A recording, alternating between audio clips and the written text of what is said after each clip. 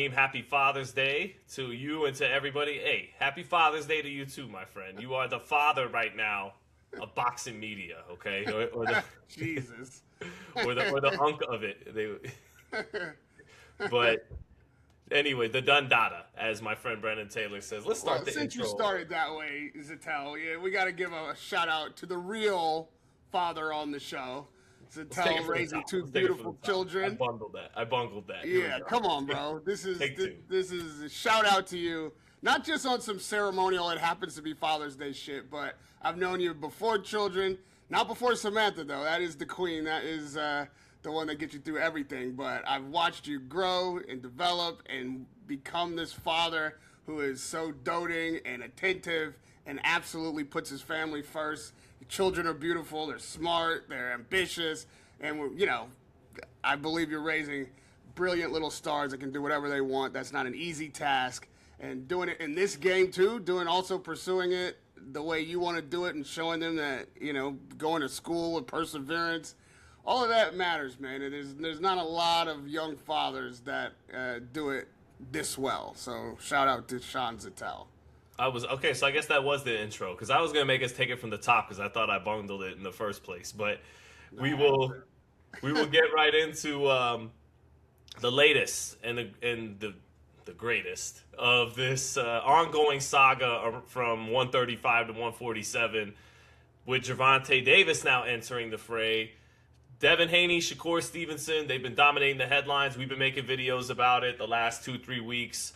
Will they or won't they, and all that kind of stuff. Keyshawn Davis being instated as the mandatory. That did age well from when we had Bill Haney on the show, and sure enough, Gustavo Oliveri, the president of the WBO, he winds up going on Cigar Talk and makes it clear that in July, we're headed towards Keyshawn Davis being instated as the mandatory. So Bill Haney wisely and Devin Haney are trying to get this Shakur Stevenson fight over the line before we get to July, before we get to that decision. And I say it's wise because if they can make this Shakur Stevenson fight come off at 144, which would technically still be in the welterweight division, which would be the champion acquiescing, saying, I will defend the title. I'm willing to defend the title 3 pounds south of the limit at 147, then that would give the WBO a very difficult decision to make. Are you really going to keep this hard line against Devin Haney and miss out on 3% of what would be millions and millions and millions of dollars for a Devin Haney-Shakur Stevenson fight so that you could get 3% of Keyshawn Davis against Arnold Barboza? A fight I'd much rather want to see for a vacant WBO title would be Keyshawn Davis and Brian Norman Jr., but Norman's all the way down at number 5 right now. Manny Pacquiao's at number 2. More on the WBO shenanigans in a little bit, but well, let me jump in on that before you know what I think. Let me get, because Yeah. the problem with the WBO sanctioning bodies in general, which has been demonstrated in no greater fashion than the WBC, is exactly what you just said. Do you want 3% of this fight or do you want 3% of that fight? And the fact that that is what they're factoring in when making these rankings, that is when they have their conventions and then people go there and politic for positioning. It's based on what the sanctioning body can get out of the placement of the contenders and the mandatories. The fact that they're running it like a business is what is the corruption in the sport. Yes, I get that you should get your 3%, but you shouldn't get more than everybody else for this fight or that fight. You shouldn't be collecting fees on a fight that people aren't even fighting for your belt. And the truth is, you shouldn't be taking into consideration what your fee will be based on how rich the fight can become and position a fighter to be mandatory so that you can make more money. At that point, that is inherent corruption. And they all do it. They do it so, and they're doing it so brashly now. Like they're not even putting window dressing on it and making us think it might be anything else. Once it gets to that stage, there needs to be an overhaul. We're all talking about the Muhammad Ali Act and all that, and that's its own conversation. But the reason that Zuffa and the people who are detractors of the four belt era have such traction with their argument is because of this kind of bullshit. Fucking Keyshawn Davis has never even fought in the division, ever. He's clearly a chess piece in Jay Prince's management strategy. They see the writing on the wall for the money. Like, how does any of that have to do with the quality of the fighter and who deserves a shot and who's done enough to be mandatory challenger? That can't factor in. And at this point, it's paramount. That's like the factor. So you can't take this shit seriously. They're just another set of gangs, these sanctioning bodies, trying to get their piece off the block. Now, I'm not saying fuck them and as a blanket, I'm down to eliminate the sanctioning bodies. I'm saying we got to clean it up. I like that there are multiple. Understand me. I like that there are multiple sanctioning bodies. I like that to become an undisputed champion, you got to go collect all those belts. If the process were transparent and free from corruption, that'd be a fantastic system. The playoff system works in boxing. I mean, the playoff system works in basketball, works in baseball, works in football. Even the European football have all these fucking leagues and all this weird stuff. And at the end, Arsenal had to play PGS or PSG or whatever it was, the Paris people. And so they were champions, and then they come in, and who's going to be the ultimate champion? I don't fully understand all that stuff, but it's the same principle. Yes, you can be a champion without being the undisputed champion and still be legitimate. But becoming an undisputed champion is another level. It's its own hallowed ground, and it should be. You can be NFC champion, AFC champion, right, and not win the Super Bowl. Does that mean that all of a sudden you're not an AFC champion or NFC? That means nothing? Absolutely not. Right. But if the system is corrupt, then it does mean nothing. Because the guys getting that are meant to get the right shots at the right time are not getting them, and you're suggesting that these guys deserve to be mandatory when really you're just believing you deserve 3% of the biggest fight. I hate having that part of the conversation, but that's it in a nutshell. Yeah, and what they would actually, now that I think about it, what they would maybe or even perhaps do is they would make Keyshawn Davis fight for a WBO interim title, and then Devin Haney versus Shakur Stevenson would be the WBO full title, and then there you go. Now you get 3% off of both. The WBC is the best at doing that. The WBC will have... Exactly. You remember this WBC Super Champions? Like, they're trying to make as many champions as they can. It's like you're just putting hoes on the track, man. You're trying to you're polluting the system with watering down the legitimacy of these belts, not by the world champion titles, but these intercontinental, regional, ceremonial event for the Mexican this and the black that and the Africa this and the Egypt Giza belt, and like you're making their argument for them, and you're making yourselves illegitimate. But yeah, it's polluted, man. But I can't even have a little fucking baby with her, man. Yeah, it's polluted. And you could see nobody would take more advantage of these talking points than Dana if they did strip Haney and they go ahead with the 144-pound fight without the WBO belt. He would be the first to mention all that and weaponize it against them. And when they ultimately sign there, they'll point to exactly those kind of shenanigans as the reason why. Yes. And yeah, like you said, and for Shakur Stevenson, who me and you have both said, like, we get it if you just don't want to do the fight right now, okay? But then just say that, because it keeps being one thing after the other, another roadblock to the fight, and then you find another reason why. So now 144 is agreed upon, and now we'll vacate. And it's like, you're the WBO now? He has to vacate? You have to hook that up so Keyshawn could fight for a WBO belt, so he still gets something out of all of this? And it's like, you're not the sanctioning body. Either you sign the fight or you don't want to sign the fight. And for all we know, you could wind up let's say Devin tomorrow said, all right, I dropped the belt. Do we got a deal? No. You know, you could. I only fight champions. I only fight champions, right?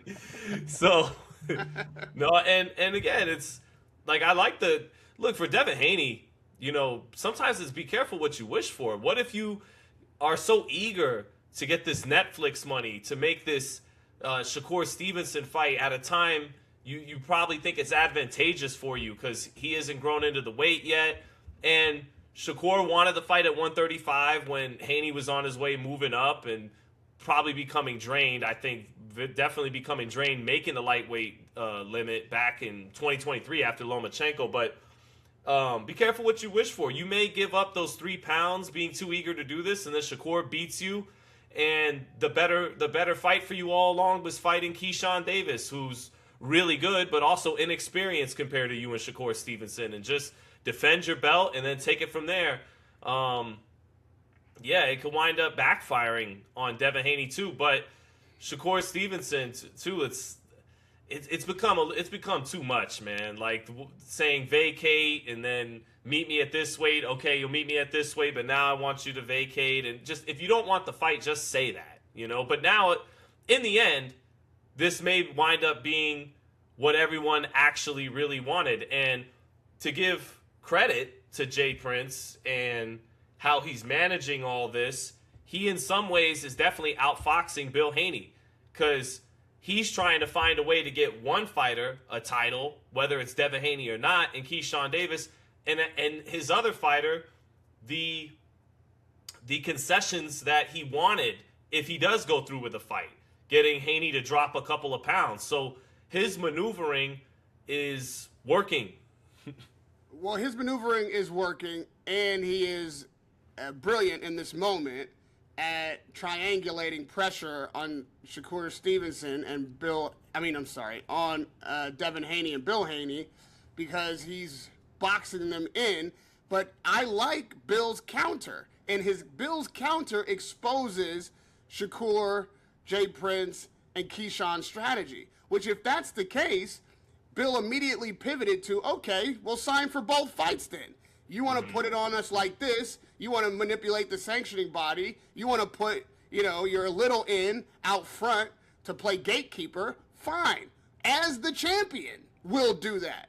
We'll agree to that set of terms, which to me is ridiculous. But we'll do it.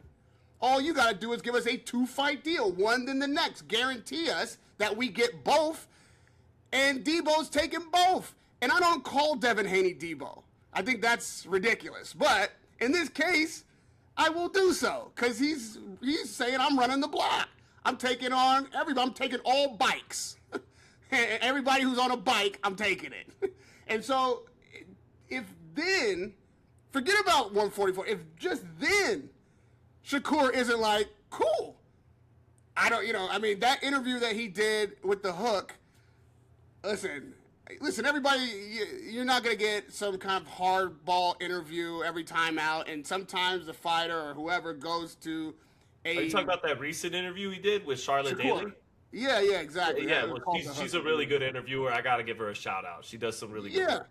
But what I was about to say is, you're not going to get guys just, pressing you all the time and, how we might have gone after him in an interview. But I like that style for certain situations like this. He was comfortable. He was relaxed. He felt like he was in a friendly space, and he elaborated. I think he showed us a lot in that interview.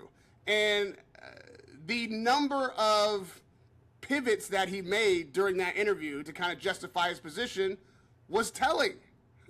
And saying that, I love Keyshawn with all my heart, and the one thing I'm not going to do is prevent him from getting a shot. And, to me, that is not boxing mentality of a singular athlete. I mean, that sounded crazy to me. But okay, you're in your fields. The two of you have some kind of bond that is really special and unique. So, all right, with all your heart, you're not going to step in front of Keyshawn and get this shot. But if you can guarantee he gets the shot by simply saying, I got next. And to be fair, just like you bet that Foster was going to win, why can't you just assume that Keyshawn gonna win and Ford was gonna you win. probably won't even, huh? That Ford was gonna win. Is what. That Ford was gonna win. Right. Why can't you just bet on Keyshawn? He's gonna win, and you will never have to make good on your promise. You can keep you can keep putting gatekeepers out there and let them take the weight. And yet, still, you don't want to step in front of him because you love him so much, but you're in a position to guarantee him the fight. Both of you get, the bag, and that's not a good enough deal. And then you throw the 144 thing, which I think was meant to be a poison pill, and that when agreed to, and this is where Bill's out maneuvering them. He keeps saying yes. He keeps putting the pressure back on the table and saying yes. And they have to find another reason to say no. So that exposes everything. That lets you know that it's not about making the fight. I believe it's either about finding a way to save face while ducking the fight, or for the powers that be, as Bill said, the money people, to make it so rich that win or lose, it's worth it. And that's what Turki Al-Sheikh has been able to do over the last couple of years in getting these fights done. He makes it so rich that the fighter starts thinking, whether I win or lose, this fight is worth having. I win. I win. Yeah. Whether I win or lose, I win. That can get us to some good fights, but it can also, like you say, be careful what you wish for. Devin Haney's coming out looking like and smelling like roses on this thing. One thing you got to say about him is that he'll take the fight that people don't want, and he'll take the deal that most people would turn down. He'll go to Australia to fight Kambosos twice in Kambosos' backyard. When most people, when this negotiation was being made, would think, you don't have to do that. That's a bad idea. You can get jobbed out there. You're a bigger draw than him. You shouldn't have to fight. All that stuff, I remember all that conversation, and he keeps taking those fights. Kambosos was a lick, though. That was a guy. He knew he could fight him in his backyard, and he was going to make it so clear that he'd get a decision. I mean, actually in his backyard, like not in Australia, like fighting him in his house. It's a risk that you don't necessarily have to take, that you could negotiate out of, or a risk big enough to be like, I'm not doing that twice. It wasn't the once. It's that he agreed to do it twice, and then they kept his trainer out of the country. He had to do it without Bill even there. Like, he took on all the L's just to get the W. And all these other fighters want all their W's first to guarantee the bag. You got to give it to Devin Haney that he don't play it like that. I agree. He's doing good. He's looking good in this equation. I agree. But to challenge that notion, what if this all concludes and he doesn't get Shakur or Devin Haney or Keyshawn Davis, and he gets stripped of the WBO belt, and his next fight is not against either one of them? Because then people will say he ducked Keyshawn Davis. If that happens. Because if they mandate Keyshawn, they're going to fight Keyshawn. Unless and until the money. What if he signs with Zuffa, regardless of the Shakur? I'm just, putting out possibilities. What if he does go to Zuffa anyways, and Zuffa can't purse bid on a Keyshawn Davis fight, and Top Rank then is really the only one bidding on it, and it's not for a lot of money, because Devin did say on Twitter, the fight will happen if the business makes sense. Well, what if the business doesn't make sense? What if a purse bid is $3 or $4 million won by Top Rank with no challengers to it, and then Devin goes, I'm not fighting for $2 million in a dangerous fight against Keyshawn Davis. I'll vacate, and then he still doesn't get the Shakur Stevenson fight. What if that happens? I mean, that would be, I think, at a stage out of his control. Then I would just be screaming from the mountaintops how Keyshawn and Shakur ain't shit. Like, at that point, I would just be like, I did everything I possibly could. I got 2 guys on the run. Like, I don't think that will happen because the interest that Turkey Al-Sheikh has in Shakur Stevenson, that he has in Bill Haney, that Zuffa have in signing those fighters and running this division, I don't think they're going to let it fall apart to that degree. Okay. I think push come to shove, they're not getting on Netflix with Devin Haney and Keyshawn Davis. That's not happening. But they could be on a ring show for sure. We could do the bottleneck that you suggested, you know, maybe even on the same card. And then Shakur and Foster, Devin and Keyshawn, yeah, on the same card. Yeah. You know, put them on a ring card, run them out, and let the winners face each other, kind of thing. And that fight go to Netflix. That's not what they want, but they don't want that. So it's not that, I don't believe. It's that or absolutely nothing. They're not letting these guys off the leash. They're gonna find a way to corral this thing. Can I push back even a little bit more? Just a few more things on the WBO before we continue on. Please. Why is Manny Pacquiao rated number 2 when he's had 1 fight in 5 years and it was a draw for another sanctioning body's title, the WBC title? Okay, why is that? And why has Brian Norman, who was just their champion, 7-8 months ago, all the way knocked down to 5th? Okay, all right, he lost his fight. He beat a totally overmatched Josh Wagner. Since I'm only upset about that because if we do wind up with Keyshawn fighting for a vacant title, the Brian Norman fight is it for me. It's not Arnold Barboza, respectfully, who has beaten a couple of guys I didn't think he would necessarily beat in Jack Catterall and Kenneth Sims, but you know what Keyshawn Davis, Arnold Barboza is. There's no sizzle there. Keyshawn beats Barboza, okay? But Keyshawn and Brian Norman's like, that's an interesting fight. Anyways, beyond that rankings, how do you strip a guy who's like, I want to fight your champion in the weight below me? And they're like, no. You have to fight the guy who was the number 1 contender for that belt in the weight below you. And it's like, well, see, I have a better idea. I could fight the guy who was actually the champion.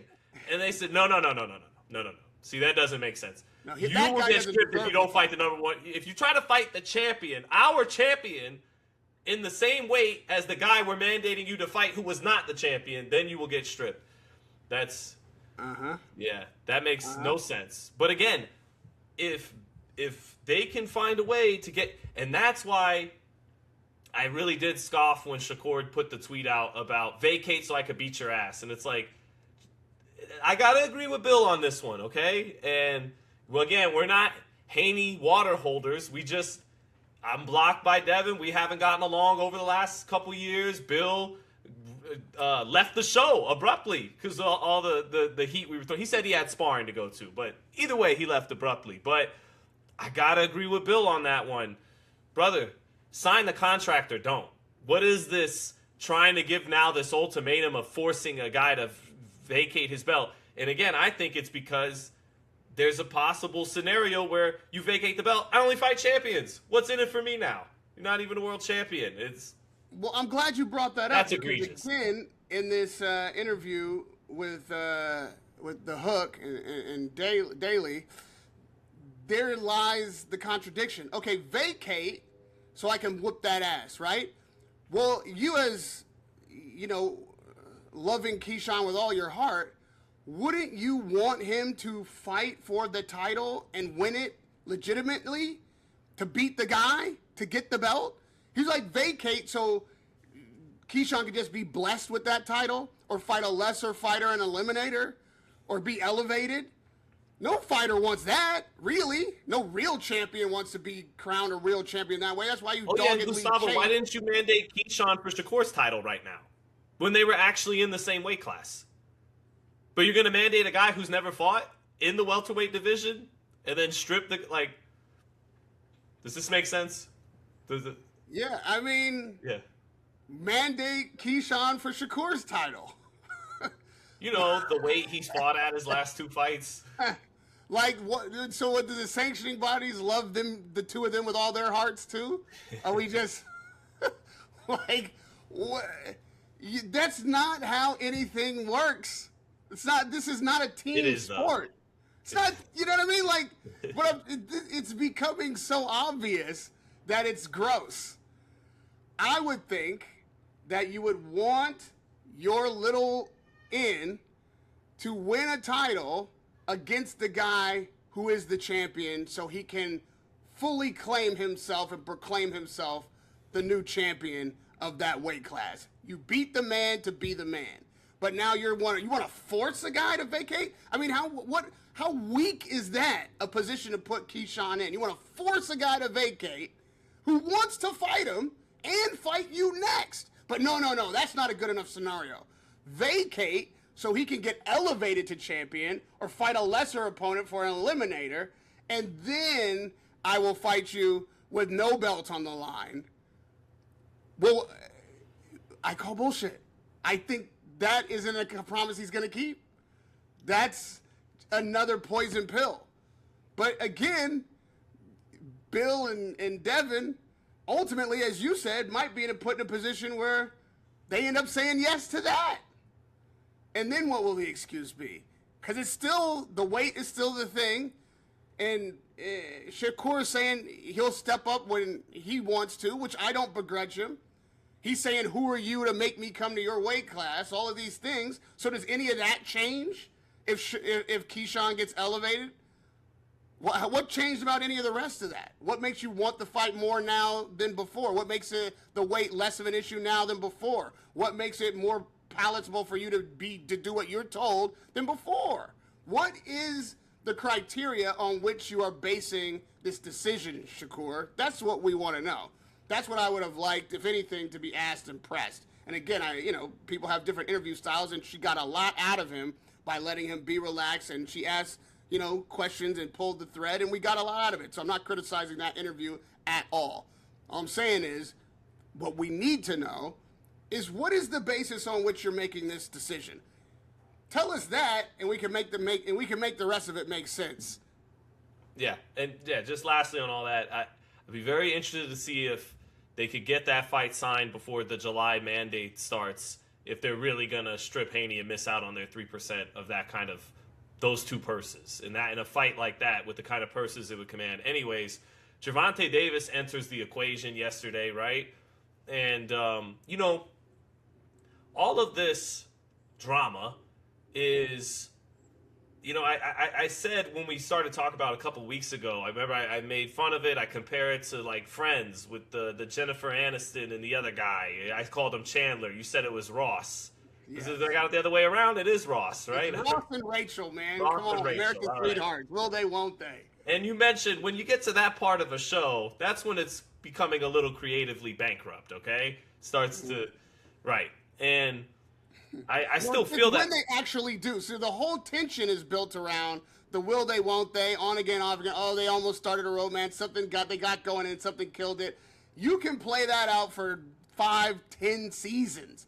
But as soon as they actually come together and do the thing, all that tension is broken, and you find out what it would be like if they're together, and that's when the show jumps the shark, as they say. That's when the show goes south. So right now, Shakur and Jay Prince and Keyshawn, they're all playing the will they, won't they to keep us engaged, to keep us talking about it, to keep their names in it. Go ahead. Okay, so to that point, I think the vast majority of, if not boxing fans, because just normal people think this shit is corny, right? And this is part of what's wrong with boxing, and I totally hear that. More fighting, less talking, and all that. And I now have a little. I go back. I'm a little double-minded about it. I have a little bit of double-think about it. While I agree with that, and while I think too much of this has become unattractive for the sport and drives people away, the other part of me kind of appreciates the agency these guys have. That you can't get this shit in other sports. You can't. You know what? Guys don't have this level of freedom to do this. I don't know. That's sugarcoating it. This is just part of the bullshit that makes boxing to a degree. And it does jump the shark. And I think you could easily argue, and smarter people than me have argued, that it has jumped the shark for a long time in boxing, and this is part and parcel of it. Like, we need more Leonard Duran, Leonard Hagler, De La Hoya Mosley, and less Twitter beefs, which I definitely agree with. But you know, Sean, why this one jumps the shark fairly quickly. I mean, we've only been having this argument for a little while in relative terms to like Joshua Fury or a Pacquiao Mayweather or or a Sugar Ray Leonard and a Hagler. Like this argument hasn't been going on that long, but the reason is it jumps the shark more quickly because while this is a very interesting fight for the boxing aficionado, for the real fan who loves pugilism and the chess match that can be had there, I think most all of us know that we run the risk of going through all of this for a fairly unexciting fight. Technically, yes, for breakdown geniuses such as yourself, you'll have a field day. For those people like myself who love the narrative, it'll be enough to talk on, but I'm not going to be losing any sleep about it. That is the problem with this fight, that you only have really so much of our patience while you Twitter beef and triangulate and try to outmaneuver each other, because we're not that excited about it. Like, if it doesn't happen right now, I'm fine. And there's an argument to be made that Keyshawn and Devin is a more exciting fight. Like, I might be more anticipating that night of action. While for me, it would carry less weight historically. It is not two guys at the top fighting it out for superiority and supremacy at their peaks. It's another fight on the road, but a night that I'll look more forward to, cheering, having something to talk about, seeing highlights, contrasting the styles. It's going to be more action, more pressure, more punches thrown. You know, that's a fight that is likely to deliver on those bases more. So you guys, you know, you can't be having an argument in the library. Like, at the end of the day, this is the kind of fight that we got to read, not watch. This ain't a movie fight. This is a this is a syllabus, a study fight for the students of boxing. And there's something in that. There's something special about that. But it ain't the kind of thing that makes us want to keep having this conversation forever. You could also get worn out by the time fight week. And like Crawford Spence, a lot of me was worn out and was almost, by the time it happened and I was covering it, I was like, I knew Crawford was going to win. And the only satisfaction I actually took out of that week was, you know, Crawford's going to show everybody what it is. And, you know, all this, like, this talk of he wasn't fighting, he didn't have the resume, Spence had at welterweight and all that. I part of me was looking forward to just being right and knowing who the better fighter was in the years build up to that. But honestly, beyond that, by the time Crawford Spence happened, I was like, I wish it was Jaron Ennis in there with Terrence Crawford instead of Errol Spence. That was the fight for me by that point. And you get worn out. I was tired of asking people about Crawford Spence, and whereas to contrast it with a fight like Ennis and Zayas this Saturday, I'm more excited for that fight than I have been in its entire buildup, because I didn't have time to get exhausted by it, worn out by it, sick of it almost. Now it's here. There hasn't been this year-long back and forth and will they, won't they, and all that. Like, it gets, same thing with Mayweather Pacquiao. It got to the point where I was like, the only build-up for me now was I'm looking forward to Floyd winning because I knew he'd always win the fight. Like, and that was it. And this, whereas Xander and Boots, I'm like, I can't wait to see what's actually going to happen, because I'm not worn out by the it was made and here it is. But at the same time, there's something to be said for the storylines and building it up and the fan bases arguing with each other, and that is part of boxing. And even though it can get on my nerves sometimes, I realize it's part of what I'm hooked into as well. So I feel both ways. I totally understand if you're a boxing fan or a casual fan or just a normal person who's just like, you know, this is retarded, this is corny, I'm not into it, and this is part of the bullshit of boxing, why it's not as popular as it used to be. But I also kind of appreciate it at the same time. this crazy nonsense with the sanctioning bodies, the different promoters, the bickering over weight, and no, fight this guy instead of the roadblocks and all that. Now Gervonta Davis from off the top rope out of nowhere on a burner account. Only in fucking boxing you will get this stuff, and part of me hates it, part of me likes it. I think deep down. The Zayas Boots fight is so exciting because it's happening the way that you would ideally want it to happen if you're a promoter. You want the debate to be peaking just as the fight is happening. Just as the ring walks are going, you want the debate around the country or around the world to be at its zenith. And then we find out. The difference between that, and let's remember that there was the whole Ortiz, Zayas, Boots, that whole thing was part of the pre-narrative to this fight, and so we were focused on that debate and that argument and that Twitter war and those quote beefs that fell apart, and then here comes Xander, like off the top rope, as you say, enters with the steel chair. We're like, is this even the fight that he should be having? And change the narrative immediately, and the fight's immediately on. We're not waiting 6-8 months for it to happen. And so that's the perfect scenario. We stay excited. We keep getting thrilled by it.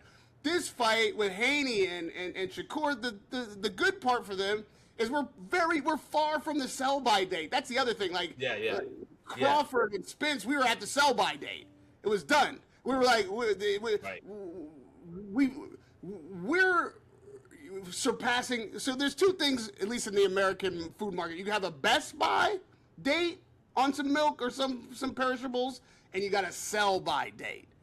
Okay, so Pacquiao Mayweather passed the Best Buy date, and they got in just under the wire of the sell-by date.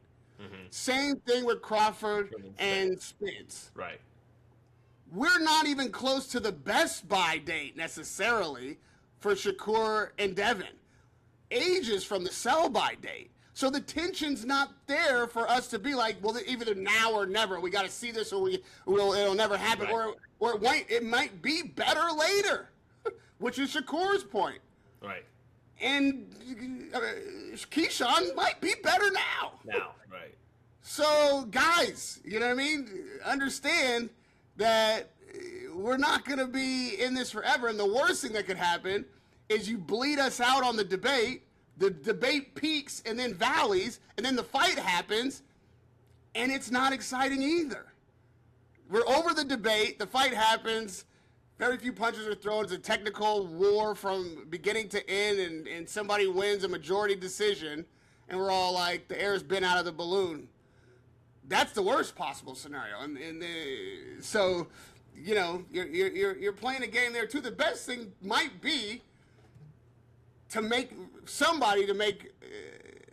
a unexpected decision right now. Like, take all this shit out of the table and hit us with some breaking news. Yes, please. That's how you get the energy. Give us some actual news. What fight is it going to be? Who's it going to be? Yeah, that's why I was pressing Bill. Can we get into that? Can we get into that a little bit? Why I was pressing Bill and he answered all the questions 1,000 times. You did paint a beautiful image in my head of, it was like Jaron Ennis was in the ring on Monday Night Raw, and he's like, you know, he would rather go to a lawsuit with his promoter than face Jaron Boots Ennis. And then Tito Puente comes on over the loudspeaker, and Jim Ross is going, King, is that? It's Xander Zayas, King. It's Xander Zayas, JR. And he's like, look here, Jaron Boots Ennis, because he keeps calling him Jaron instead of Jaron. It's kind of funny. He's like, I will defend my unified titles at No Way Out against you in Brooklyn. And then, oh shit, oh, there you have it, King, a main event. Sorry, it's just, you know, main event, No Way Out, Jaron Ennis, Xander Zayas. So anyways, we got to get into Gervonta. Okay. And then, and plus my son's birthday, I got to get out of here in 45 minutes to get to Halo laser tag for my son's birthday party. 7. Let's go. So don't tell everybody where you're going to be, Sean. You're going to be crushed with fans. The kids are going to be, you know what I mean? You can't tell everybody where you guys are going to be. You're going to have fucking paparazzi out there, fans crushing you. trying to take photos with you and the boy. You know? Yeah, no, but I love you, Raheem, because you don't even really know what Halo is. You're just like, Halo, let's go. You had no idea. Yeah. I thought it was something that you got when you went to heaven. So it's supposed to be. Hopefully we both get him.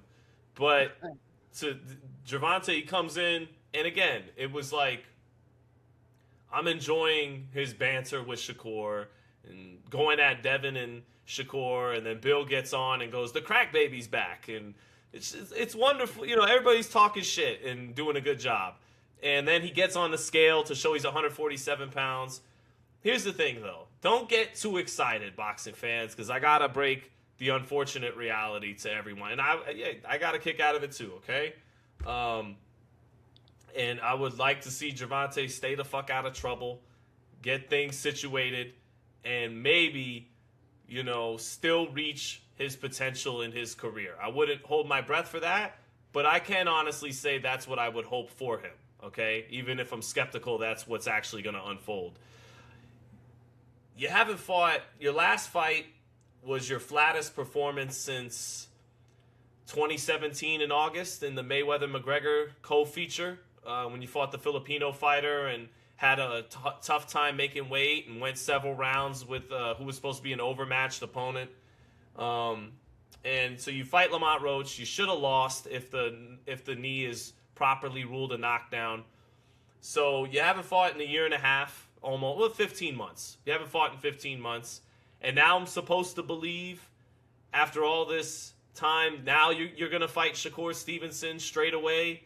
And nah, bro, I don't believe that. I think you are pump faking a little bit there. And I understand Gervonta's argument would be my legal issues are going to not allow me to defend my WBA title against Floyd Schofield, because he did say fuck the WBA, Raheem, on his Twitter when fans were asking him, are you going to defend this title against Schofield? Oscar De La Hoya last night in California on that Oscar Collazo card is saying, you know, we're gonna probably wind up fighting someone else other than Gervonta who needs to get his life together. And I hope he does get his life together. So that's who Kid Austin's going to wind up fighting for, perhaps a vacant WBA title. I liked that fight. I think it was a dangerous fight. I think any top flight guy, Pitbull Cruz, Lamont Roach, Gary Antoine at 140, Kid Austin, because I'm naming guys that I think are realistic, have been realistically in the opponent pool for Gervonta Davis. I think all of that is. Those are all dangerous fights when you're coming off your flattest performance in 8 years and you coming off a 15-month layoff, and he's saying he's locked back in. He's a God-fearing man now. God bless him. I hope he's got things situated and headed in the right direction for him. That'd be good for the sport. But I got to temper the excitement. You know, I had fun reading him talking shit too on his new account, but. Ultimately, he's going to sounds like be stripped of his title instead of fighting Kid Austin in a good fight.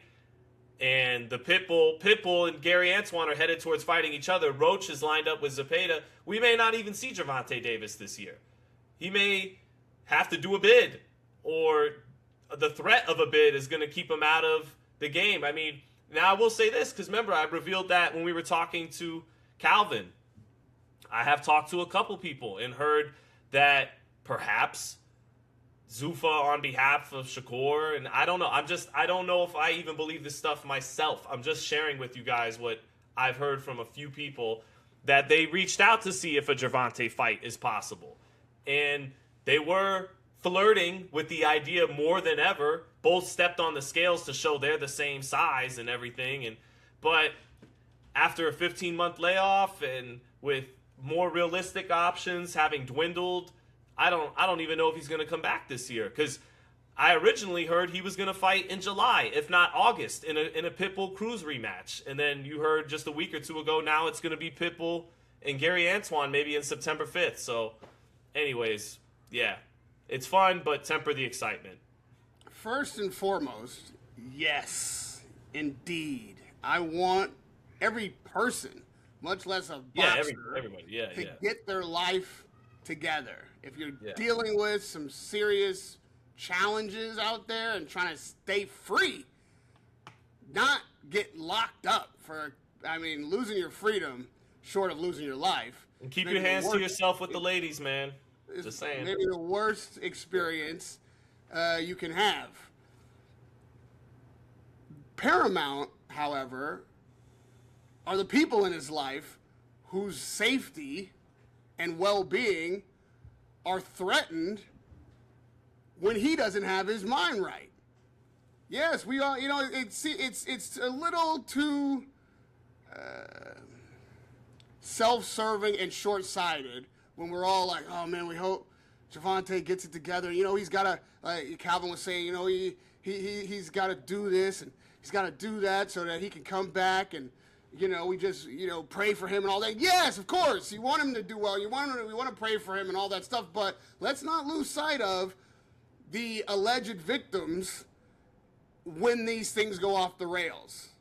We're not talking about passing, the stop sign or entering an intersection in the red, which even that can end up costing somebody their life. You got to remember that what we've seen on that tape, what is alleged, not proven in court, but is alleged, and it passes the eye test. Whatever happened, like Calvin said before the video, that's like people talking about, I want to see the cop cam when I watch somebody get shot in the back or an unarmed man get murdered by police. And what happened before that? Maybe something, but what we do see happening here is unacceptable. And we can't lose sight of the fact that that's a real part of this whole dynamic. So while we're hoping he gets back in the ring and we want him to do well and stay out of prison, I don't know. Like, if he's guilty of that, maybe he shouldn't stay out of prison. I don't give a shit if we see Gervonta fight again, if we've seen him fight women, defenseless women, mother of his children, beating people up that have no way they could possibly defend themselves against a punch from Gervonta Davis. Maybe you should be in prison. Now, if that's not the case, or the justice system adjudicates in a way that allows you to fight and come out and serve your debt to society, and you can clean up and get your mind right, fantastic. Everybody deserves a second, sometimes third chance. But I just can't let that go unsaid like this is a victimless crime, or there shouldn't necessarily be a punishment if he is in fact guilty, which we don't know yet according to the court of law. But boy, the amount of times we've been through this with Gervonta and now seeing the footage, it's hard to act as if we know nothing. We know a little something. What Gervonta has to also understand is, while you say like you enjoyed watching him talk shit from his burner account, and sure people will, not me. Yeah. Not so much. Like, you're not a part of the conversation. That's the reality. Mm-hmm. And he's, I believe, right now feeling that. Like, this has nothing to do with what happens if he comes back. If Diddy gets out of jail and puts on a concert, I'm sure he'll sell tickets. But he always said that those guys piggyback off his name. Sorry to interrupt, Raheem. I'm just entering, and then you continue on. He's always saying that these guys have piggybacked off his name. In this scenario, to your point, he's actually piggybacking off their heat. It's a conversation between Devin, Shakur, and Keyshawn, and here he comes like, you're awesome bitches, and nobody's talking about. Nobody's talking. Yeah. Davis right now. They're like, everybody's focused on people who are fighting in the ring. This is when you watch the moment passing you by. So trying to throw stones from the bleachers, like, hold me back. What I will do, what you are and what you ain't. This can't have the same kind of effect because you didn't get taken out of the game, even if it was legally or if it was an injury or something like that. You didn't get taken out of the game after having beaten everybody. You didn't get taken out of the game after beating anybody. You haven't beaten any of these guys you're talking shit to, and they all wanted to fight you. And so your fight strategy, your career path, your Floyd influence, your money, whatever, made you think that you never needed to face these guys, and they had to wait on you until you were ready and all this stuff. But what happened ultimately was they're moving on without you. And you're not coming into the conversation with any authority. Because it's not like Floyd right now could tweet about, even in his current position, personally, he could tweet about or talk some shit about anybody in boxing, and we take note, especially in his weight divisions. Because he's the guy. He has that stature. And Gervonta thinks he has that stature.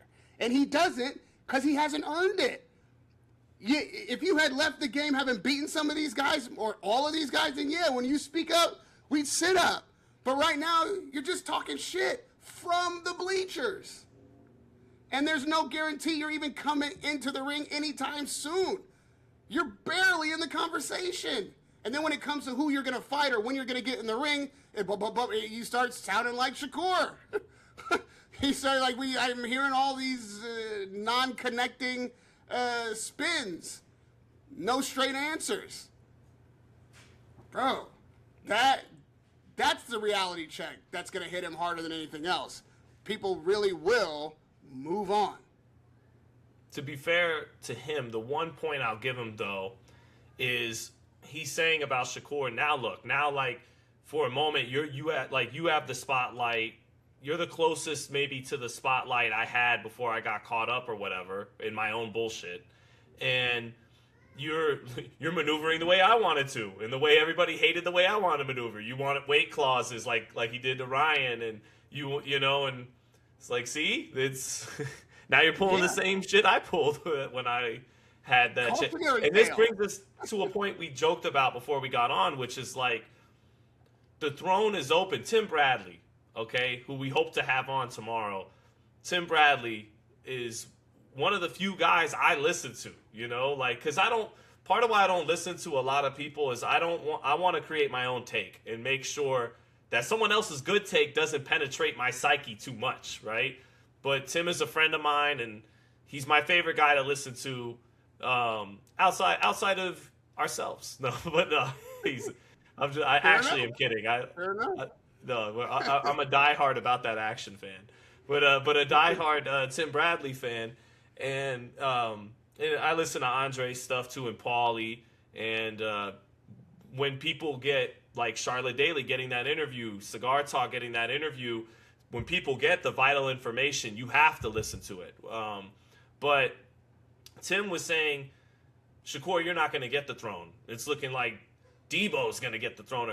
The point is, the throne is open, and it's really been open since Floyd Mayweather retired, and people criticize the way Floyd held that throne, deservedly so. Okay, that's a whole other thing, but that's well covered ground. That people have heard those discussions for the last 2 decades almost, so we don't gotta get into that. But Floyd had the throne, and the throne is the American fighter throne, and uncomfortable for me to say sometimes, but specifically the Black American throne, right? And that throne, like I pointed out after Crawford defeated Canelo, is the throne with the most lineage, the richest history. You could argue, to a degree, whoever holds that throne tends to, if not almost holds the throne of boxing. And Andre Ward had it for a moment after he knocked out Kovalev. Terrence Crawford held it for another years, but it's been in a ways the king right now. In a ways the pound for pound king. Right before Usyk looked shoddy against Rico Verhoeven, he had it for a minute. Him and Inoue were kind of sharing it. Terrence had it after beating Spence and beating Canelo. I thought he was the pound for pound king in 2017, in 2018. But Terrence could never reach the polarizing box office heights of Floyd Mayweather. And actually, back to Gervonta quickly, you know, his best bet is that he's even more polarizing coming out of legal troubles like Mike Tyson was in 95. And even though Mike deteriorated a little bit as a fighter from the early 90s and late 80s, his box office star was arguably just as big, if not bigger, coming out in 95 because how controversial he was and all that. But back to the original point, the throne is vacant. And you got Keyshawn and Devin and Shakur and Gervonta, and who's going to step up and who's going to take the throne, I think, is part of what is a theme and all of them going back and forth on social media and sometimes calling each other out and criticizing each other. It's who's going to step up? Who's going to take it, Raheem? Step up is the first thing that you got to do if you're going to take it. What I think Gervonta Davis could have said to Shakur Stevenson in this moment was, use me as a cautionary tale. Yeah, you're doing the same thing that I was doing. Don't do that. Instead of being like, oh, yeah, see, that's how I wanted to move, and now you're moving the same way. Well, it didn't really work out. I mean, it didn't really work out. Now, granted, there are things outside the ring, and these are really his troubles. But his last fight was a draw that many people, including myself, think that if it had been officiated properly, would have been his first loss. And now it's been 15 months. That can happen to you if you play it out too long. If you play it this way, you can end up in a situation where you've never gotten the opportunity to show just how much of your potential you will fulfill or surpass because you're not getting after it. And for all the criticism of Devin Haney being boring and everybody having, oh, you can't sell tickets. We've heard everything and all the stuff. But who in his weight class and divisions is more accomplished? And who can say that they go after the fight when it can be made with disadvantages that they don't necessarily have to concede to so that they can get the fight and get after it? That is Devin Haney's brand. They can't take that from him. And the rest of these guys haven't carved that space out for themselves. So before all these guys, when nobody had fought anybody yet and everybody was Twitter beefing and saying what they would do and who they would beat, but nobody was willing to step up, I wouldn't have predicted Devin Haney would be the guy in this position at this time. I wouldn't have thought that Devin Haney would have been the one to ultimately face and defeat Lomachenko. I wouldn't think this guy would be the one collecting belts at different weight divisions and being the one who's trying to chase Shakur, and Shakur is the one who's, at the moment, swerving everything. Like, I wouldn't have thought that the thing would line up the way it is right now with Devin Haney in the position that he's in, and I think the simple difference between him and everybody else in that interim time is that he just keeps getting after it. He keeps fighting. Fighters fight. You keep chasing the best fight. Even the Brian Norman fight goes in as an underdog. People think he's going to get knocked out by a left hook, and he does the fight on an undercard. You know what I'm saying? Like, if you let your ego or your Twitter accounts or your Instagram follower stature be paramount, then you're not doing that. You're having interviews like the one with Charlotte Daly. You're talking circles. And so that's the advice that Gervonta should enter the conversation with. That I would respect. That would be like, oh, you know what I mean? Some wisdom. You know what I mean? What he's saying, it's not worth listening to. Tell me when you get found not guilty or this case and the charges get dismissed and you got an opponent. The rest of this is nonsense. It's really just waffle. It's crazy. Now, maybe it's Jaron Ennis, actually, who fights this Saturday. Maybe it's the start of Jaron Ennis becoming the guy, and none of the welterweights and lightweights, you know. So yeah, like you say, the throne's open. The throne's open. Like, you know, people have sat on it at different times. Crawford and, you know, people have sat on it, but man, nobody's held it. Nobody held it down. Floyd held it down.